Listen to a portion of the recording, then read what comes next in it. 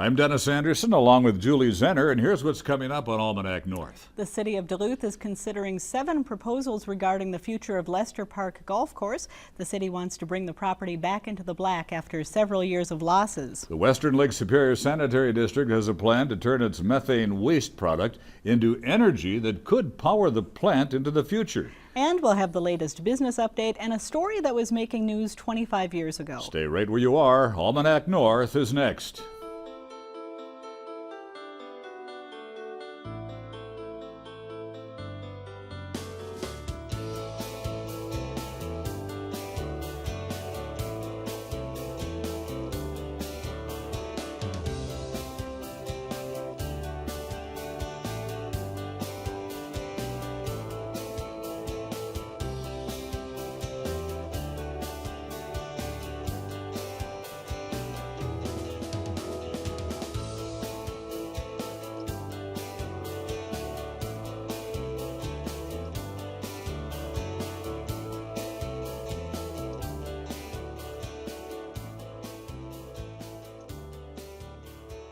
Hello and welcome to Almanac North. Thanks for watching. One final weekend of summer, Julie, then fall begins next week.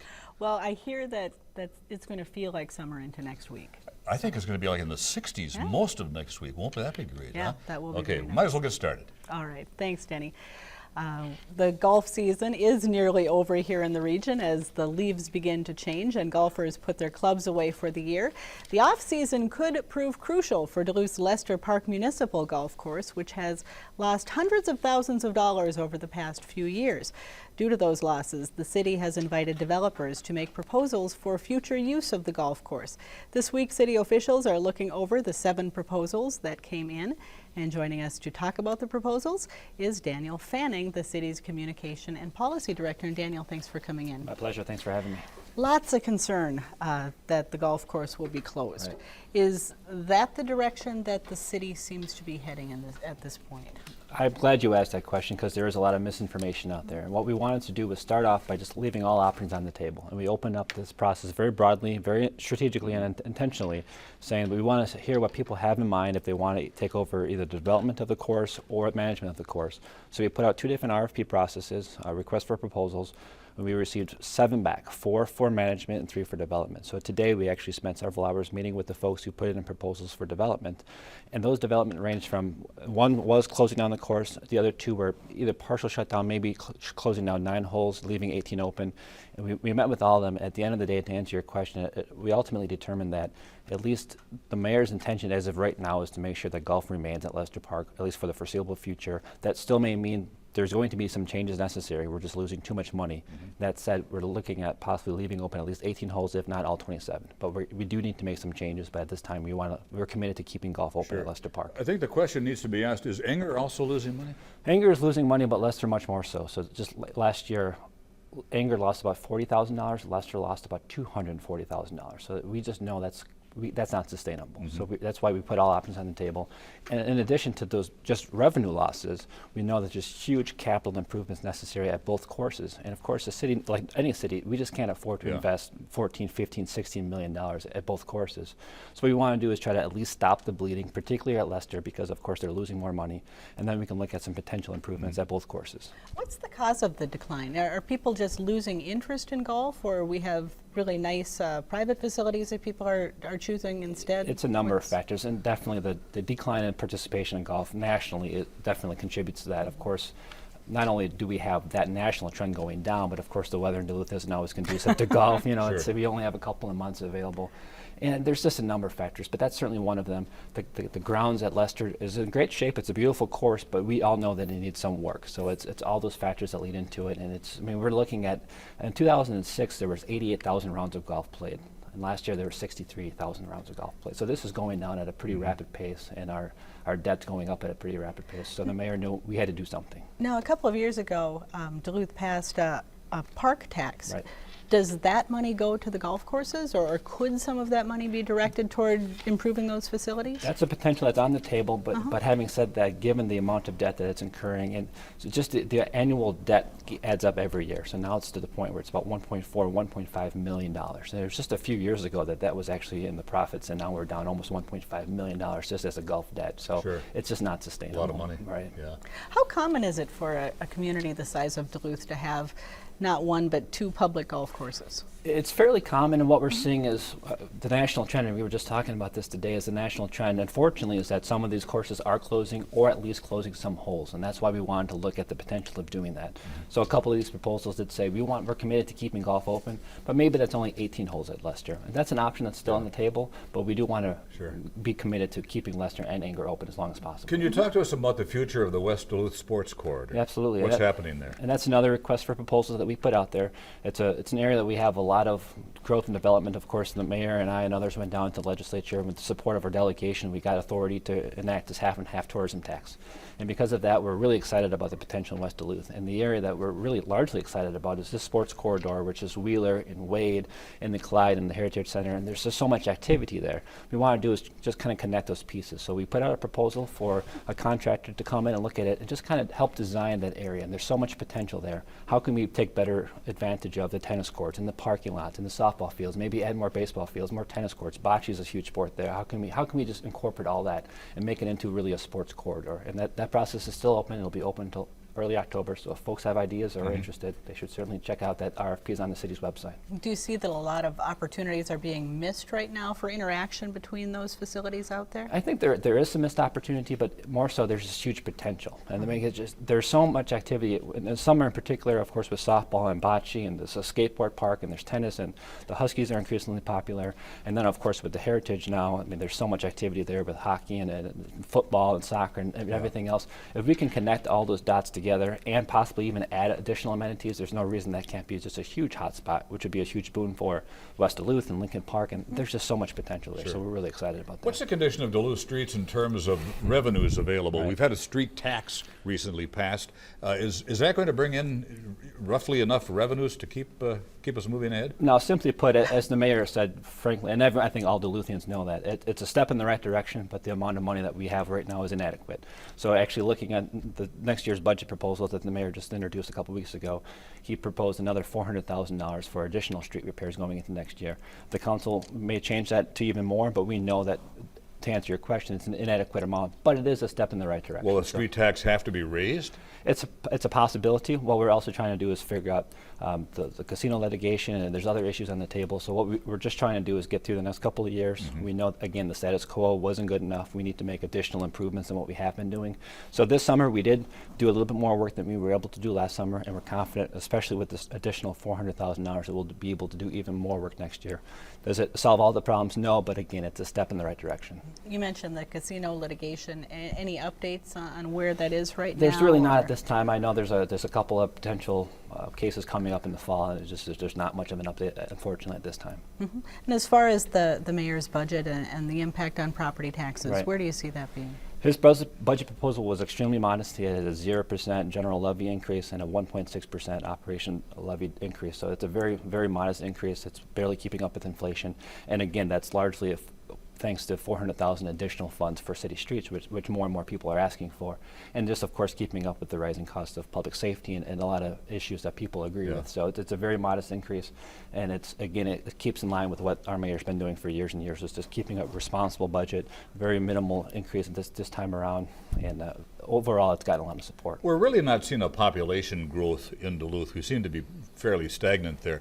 What's the administration's feeling on that? How can we draw more people to the city of Duluth itself? I think what we've been doing is kind of priming the pump. So I think we're getting close. We have seen a modest increase over the last year or two, particularly with some of the things like Cirrus expansion and of course Maurice's coming downtown, bar engineering. There are a number of industries that we know are growing. So we're on the right path. And then of course we've gotten a ton of really positive national, international, regional media lately of outside city and all those factors. People are taking notice of Duluth. So we do see some momentum heading in that direction. It's going to take some time, of course. The downtown seems to be doing fairly well. Downtown's doing excellent. It's really exciting, but so is up the hill. So now we have this attention on West Duluth.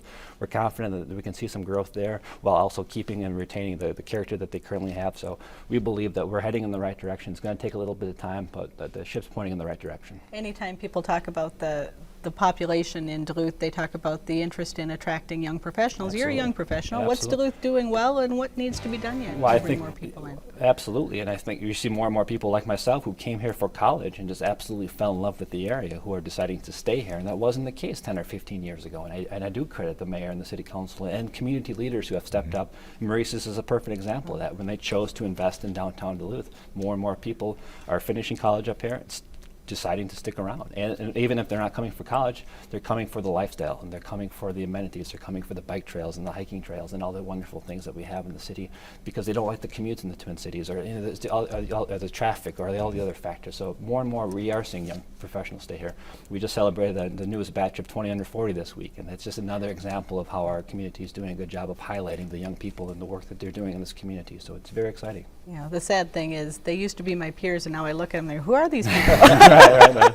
They're doing their contributions Anyway, are Daniel huge. Fanning, thank you so much for coming and appreciate it. My I'd love pleasure. to have you here, and we'll have you back again, I'm sure. I look forward to it. Thank you very All much. Daniel, thank you. Thank you, Dennis. Thanks, Joey.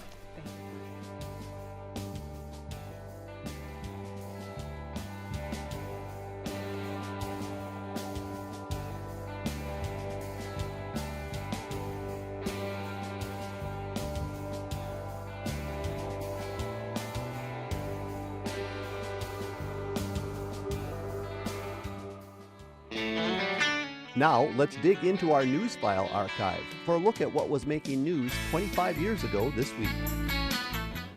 It began at sunrise, a peaceful assembly of about 400 at the gates of Boise Cascade in International Falls. But within the hour, the same crowd had moved and changed to an angry mob outside a temporary housing camp a few miles from Boise's expansion site. The camp, which houses non-union workers, had been evacuated last night. Still, the mob hurled rocks and beat the gate until it finally gave way. The rush was just the first of several rioters made into the camp. Outnumbered 10-1, local law enforcement officials in full riot gear could do little to stop them, even as temporary housing units were set on fire. It finally took tear gas to break up the mob, though many lingered across the street watching as the camp burned. I'm not proud of it, but I think it's something that maybe had to be done. If you sit at home, nothing's going to get done. It ain't going to happen. Nothing's going to, you can't sit at home and expect stuff to go away. You got to do something about it. Boise and BE&K officials call today's action terrorism, but say they will not be intimidated. We will rebuild a man camp. The man camp was insured, and we will be making arrangements immediately to have new units brought in.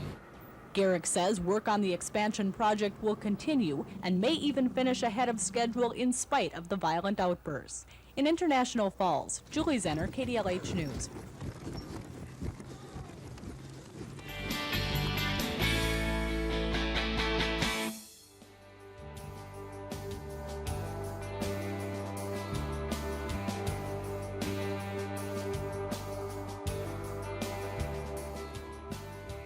Well, the Western Lake Superior Sanitary District wastewater plant on Duluth's harborfront has a big job to do. The plant processes all the sewage from Duluth, Hermantown, Proctor, and several Carleton County towns.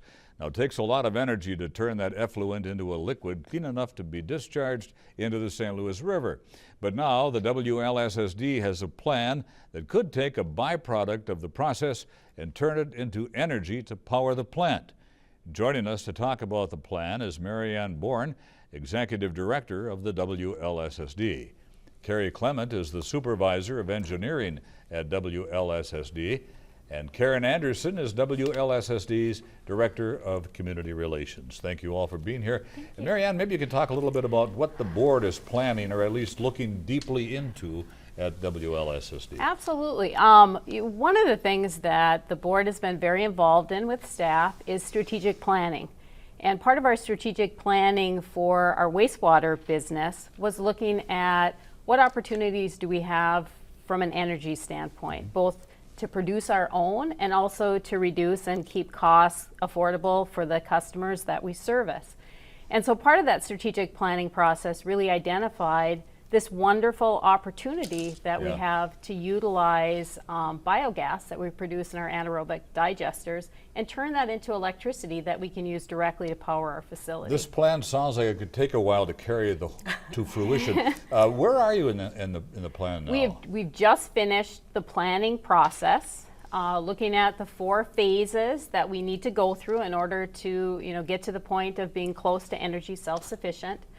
Monday night is our board meeting, and at Monday night's meeting, the board will be approving the capital budget, which has the first phase of our project. We expect that it's going to take probably 5 to 10 years for us to become energy self-sufficient, but each year we should be able to make progress. And even before this project started, one of the things we focused on was decreasing our overall electrical consumption. And we're really happy to report that in the last 5 years, we've been able to reduce the amount of electricity that we utilize by 18%. Now it's time to start producing our own. Carrie, from an engineering standpoint, is this technology that you're pretty comfortable with? Has it been tested in other places? Yes, in fact, I'll just talk also a little bit about the phases that Marianne referred to. The first phase of our plan is really centered around making additional efficiency improvements and improvements that will allow a more flexible system to be able to take advantage of improvements down the road, as well as reliability improvements. So, for example, some of the projects that the board will review in the recommended capital budget on Monday will be replacement of our facility heating system with a more efficient and modular system that will convert from our existing steam boilers to hot water boilers that will utilize, they will be able to utilize the digester gas we produce as well as natural gas. And as we make more heat recovery improvements, we have a very warm wastewater and have opportunity to recover heat from that. So that's all proven technology. And then the second phase of our project to install the combined heat and power system, which will be using engine generators to burn utilize the digester gas to produce electricity and recover the heat from those. That also is, we reviewed different technologies and chose that system because it is a proven technology. Karen, are any environmental permits needed? If so, where are you in that process? Well, there's certainly environmental permits needed. I know that we've got some air quality permit work being done. Marianne may know about some additional permitting that may be really necessary. The primary permit, this is a modification to our air permit. We will be moving forward with permitting the entire project, including the engine generators, even though this is a phased approach. The impact, though, of shutting down our existing boiler and replacing it with this new equipment is, bottom line, air emissions go down. So we don't anticipate any issue in permitting whatsoever. I don't know if we've mentioned the price tag yet. What are we looking at here for price? The entire project is about $24 million. The first phase, which is the replacement of the boiler and also some gas conditioning that needs to take place, is about half of that, about $12 million, which is what the board will be taking action on Monday night. The next major chunk, which is phase 2 of the project, is installing the 2 engine generators. That's about $8 million. The third phase of the project will really look at utilizing other waste within our area, things like fats, oils, and grease, and perhaps using food waste that's already been delivered to the district and putting that directly in the digester to produce even more gas for producing electricity. That's probably about $2 to $3 million. And then the final phase, which is the fourth phase, which is out in the distant future, is if we get to that point where we're generating enough gas and producing enough electricity to power the plant at Cortlandt Street 100%, and we still have the capacity to produce more, we'll look at that fourth phase, which is the possible conditioning and compressing of that biogas into a biofuel, which we would utilize then in the vehicles that we utilize in the plant. I'm sure a lot of viewers might be asking themselves, will fees go up?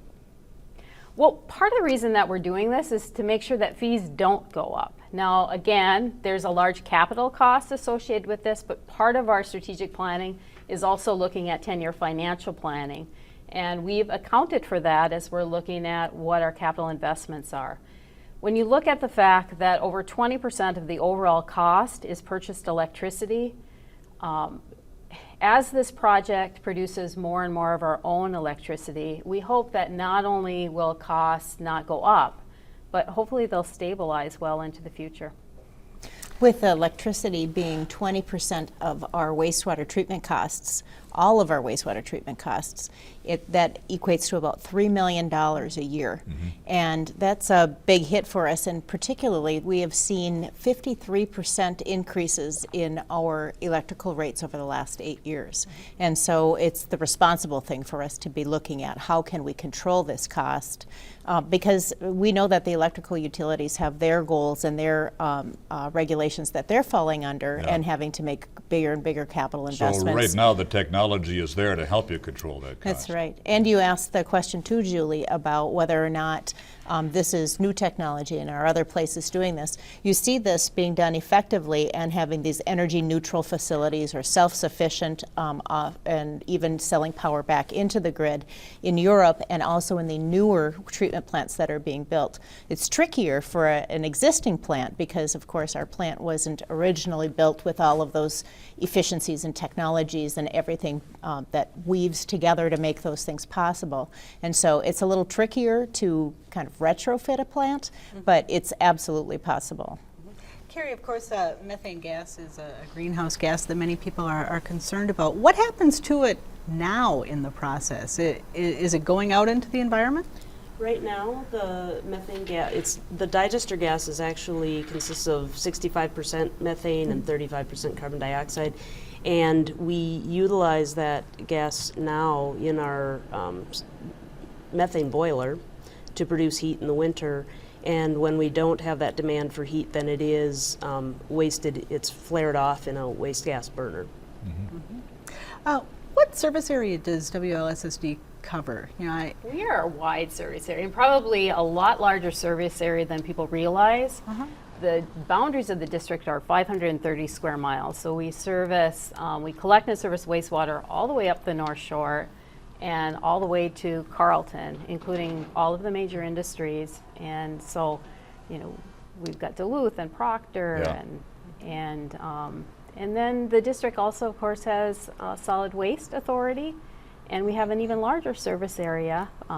We provide solid waste regulation and oversight for St. Louis, for a portion of St. Louis County and a portion of Carlton County. So has the it's a big city's area. overflow problem been pretty well contained? You know what? I think the partnership between the City of Duluth and WLSSD has been highly successful. And we have not had an overflow for a long time. All of the tanks have been built and all of the lining of the pipes that have needed to happen. And I think we're both very hopeful that we'll be able to move forward with having the consent decree terminated here in the next few months. And while that doesn't mean I&I is not still a problem, because it is, it does mean we can state that we do believe the overflow issues are resolved. Going back to the original project that we were talking about, what's driving the change in technology? Karen, maybe you can talk about that. Is it a lot of benefits have been discussed, both in terms of cost and in terms of the environment, but what's really the motivator there?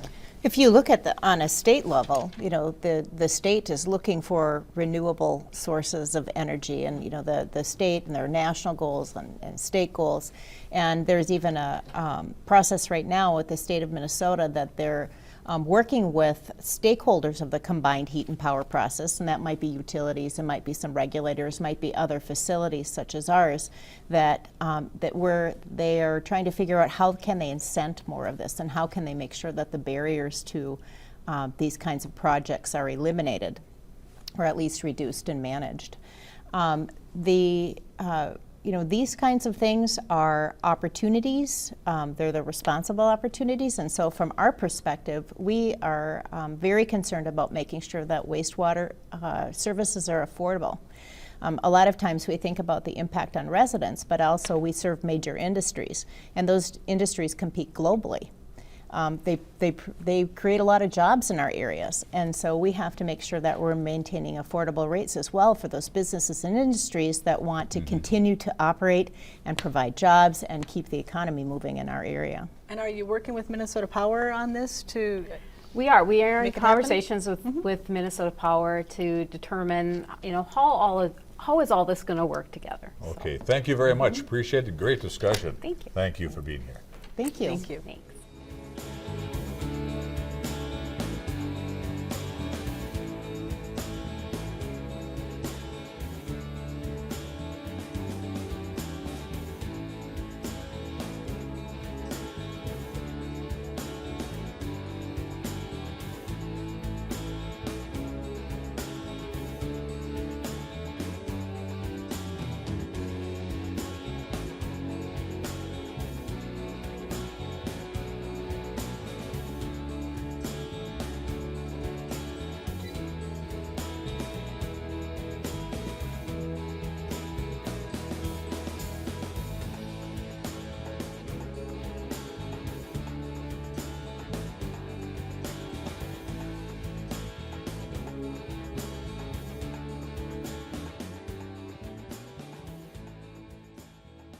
It's time now for the week's economic news from the folks at Business North. The Iron Range was hit with bad news twice this week. Executives at SR Steel conceded they will need a new plan to finance the completion of a taconite mining and processing plant in Nashwauk. For the immediate future, work will continue as the company reviews its borrowing alternatives. U.S. Steel, meanwhile, announced it is withdrawing plans for an expansion of iron ore pellet operations in Keewatin. The investment would have almost tripled capacity, but U.S. Steel said it already is producing enough iron ore to meet current needs. Well, for the second consecutive year, the Entrepreneur Fund in Duluth was named the Micro Lender of the Year in Minnesota by the Small Business Administration. Since 1989, the Entrepreneur Fund has made 637 SBA microloans totaling $6.5 million. This year, the fund has made half of all the SBA microloans in Minnesota. Those microloans total up to $50,000 each and are issued in 11 counties in northeastern Minnesota and northwestern Wisconsin. Next Friday, the Chequamegon Food Co-op will open its larger new store in Ashland. The 38-year-old local foods retailer will move from a 2,000 square foot space to one that is 3 times larger. 5 additional cashiers and 7 more deli workers will join the staff, which now exceeds 40. Sales are expected to reach $4.5 million during 2015, up from $3 million this year, according to the co-op's general manager. Chequamegon Food has 2,200 members and provides a local outlet for small farmers to sell their crops. For more on these and other stories, visit businessnorth.com. If you have a comment on our show, give us a call. Dial 218-788-2849 to leave a message or send an email to almanacnorth@wdse.org. And remember to check out the WDSE website for the latest program information and to watch archived video of your favorite public television programs. And Julie, a program note for viewers interested in Wisconsin's race for governor. Tonight at midnight, we'll be airing Here and Now with coverage of tonight's debate between Governor Scott Walker and challenger Mary Burke. So still a lot more to come tonight. I guess, and you will have to cut your after show gallivanting a little short and get home and watch that. Get home and watch that program too. All right, for Julie and all of us here at Almanac North, I'm Dennis Anderson. Have a great weekend. Good night, everybody, and be kind.